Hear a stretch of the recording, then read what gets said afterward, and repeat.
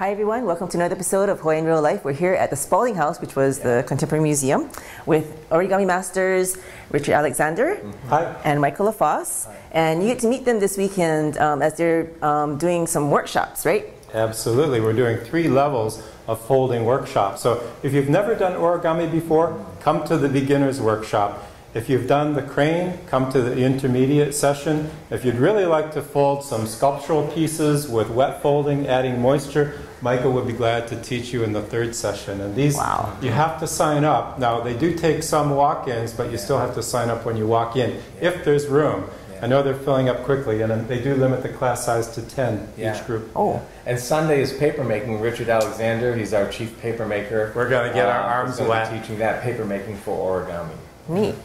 Now, and there's also an origami exhibit that's going to be going on, right? Yeah, in fact, the origami exhibit is part of a major exhibit here called Less Equals More. I think there are about 7 or 8 artists participating, and each artist gets their own gallery. And we have our own gallery here. We're doing origami plants, and we have special papers that Richard made for this. You can see the paper can have a different color on each side, so a butterfly or a flower can exhibit 2 colors in one piece when you show both sides. And also the crease patterns that show how our origami pieces were created will be on display, so people can get a clue about that. For example, this is a brand new design for a tulip, and I call it a LaFosse Instant Classic because it's featured on the front of our paper flowers kit, and people said, "Oh, that's incredibly elegant. How did you do that?" So we put that in a DVD kit, and I folded one very large for the camera here because for the show Less Equals More, I drew a yellow line on all of the lines that represent creases that don't really belong in the final form. So in order to refine this by removing those creases, Michael completely redrew the crease pattern for the show.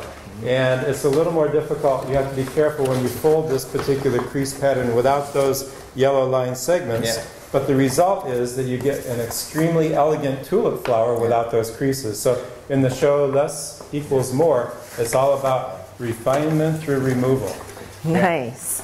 Well, the thing that's interesting to me about what he said is that we're always evolving our designs, and one nice thing that we've been doing with Tuttle is they've been giving us project after project, which is kind of like you get a deadline to get more done. So we can't believe by now how many books we've authored. Yeah, this is amazing. Some of the most popular ones are these dollar bill books. Hawaii people like that. But people get confused with the diagrams. And I tell people it's like buying sheet music, but you don't take a music lesson. So ever since 2008, Tuttle's been letting us put a DVD in every book or kit that fully demonstrates every project. And so you don't really have to refer to the diagrams if you get stuck. You can go to the DVD and follow along.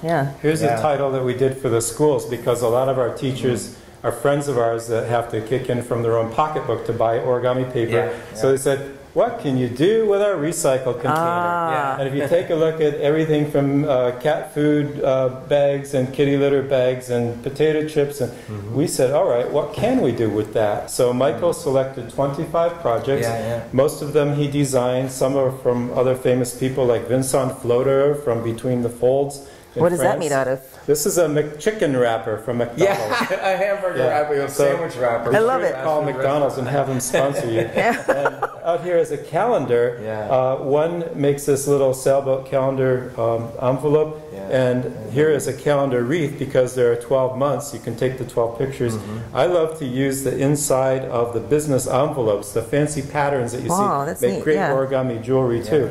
And the neat thing is, it's all on video. Yeah, we have DVD. So Michael explains how to do that, and you don't have to buy any paper, and you're helping the planet by recycling. Yeah, I like that. Be green. In fact, you know, we invent so many designs, hundreds a year, and this book is all about my origami butterflies. It's only about my origami butterflies. Richard and I are both biologists by training, and I started inventing these butterfly designs, and we treated them almost like systematically. We started inventing new species, and we began naming each origami butterfly after famous origami masters that are friends of ours in the community.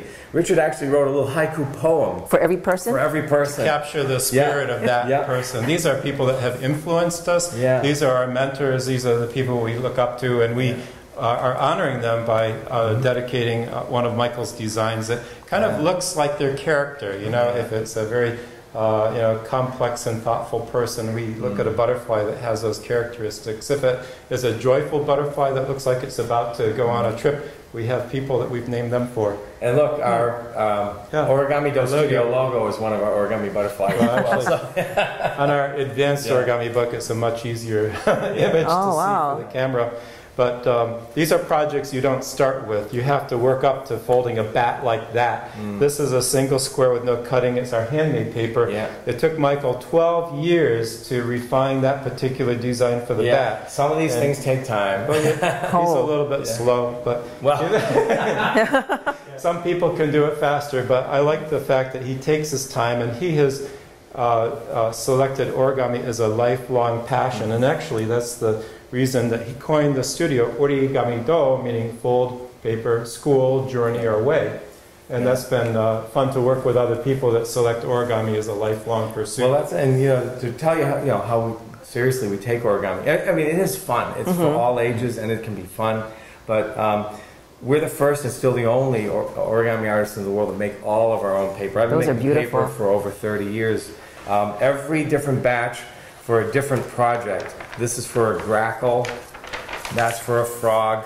Here's the grackle. This is for a pig. So I have to make the perfect skin, for my animals and plants. And Richard's taken over all the paper making from me for the past 13 years. But I've been doing origami for over 50 years. And Richard's been doing it for, well, thank you. I think maybe art keeps you young, It's the TV maker. But the other thing is, another reason why we make our own paper is because we use permanent pigments and archival materials. So these are often investment pieces. They're art collectors and museums want them, so these will last hundreds of years without losing their color or disintegrating. So they're permanent works. Most paper is made for a specific purpose. Newspaper is meant to not last very long, and of course the paper in books, if you look at some real old books, you'll see them yellowing or turning brittle. If you're making a work of art that will go in a museum or somebody's fancy home, they don't want it to turn yellow and go brittle. So if you're making origami that you consider art, it's a good idea to use the same kind of pigments and the same kind of fibers that real artists use.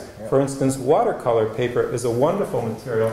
I don't know if the camera can see this, but Michael designed this origami Pegasus. Life size of Pegasus. Life size. And it's all made with folds. It's 8 feet tall, so I'm talking to the top of the wings. That tall. So this is not from a single square, although it could be. This had to be able to be moved from store to store. This was for Hermes of Paris, and the wings come off like a saddle. So that's great paper. Another one from watercolor paper is this 11-foot butterfly that was hanging for a year at the Peabody Essex Museum in Salem, Massachusetts. I understand that this is a sister museum to the Peabody Essex Museum. The Honolulu Art Museum, Museum of Art. But Richard was talking about the handmade papers and so forth, and that's when we're doing the real serious work. But we enjoy using all kinds of paper. The fun thing about origami is how you can share it with people. And we're hoping people come to the museum and meet us and talk with us about their interest in origami, why they enjoy it, or maybe they don't know much about it, they'd like to get into it, and fold some nice simple things with us. I actually like to call the simple origami designs poems for the fingers. And it's really that way. It's pleasant, it's nice, and then you can share it with someone. The neat thing about being up here at the Honolulu Museum of Art Spalding House is that they have a new arrangement with a master paper maker named Allison Roscoe, and she just has a brand new She's really stainless cool. She's steel a great lady, and she's pulp a beater. wonderful paper maker. Well, the point is that if you're a fiber artist or an artist that loves paper or loves to make paper art, you have a resource here at Spalding House.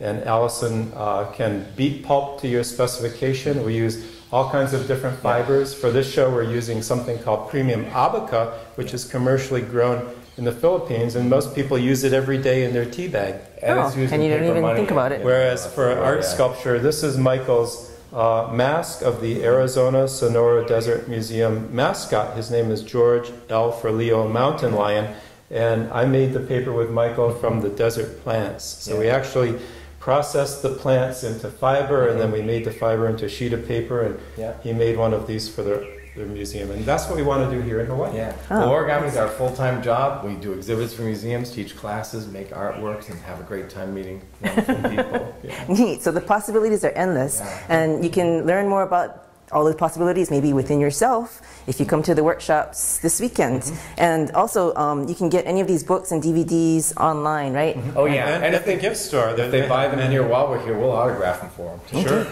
they're just across the way. Yeah. And come to Makiki, make some paper, fold some paper, have some fun. It's great for the whole family. Yeah. Nice. Okay. Well, Thank you, Melissa. Thank you, Melissa. Bye, everyone. Hello.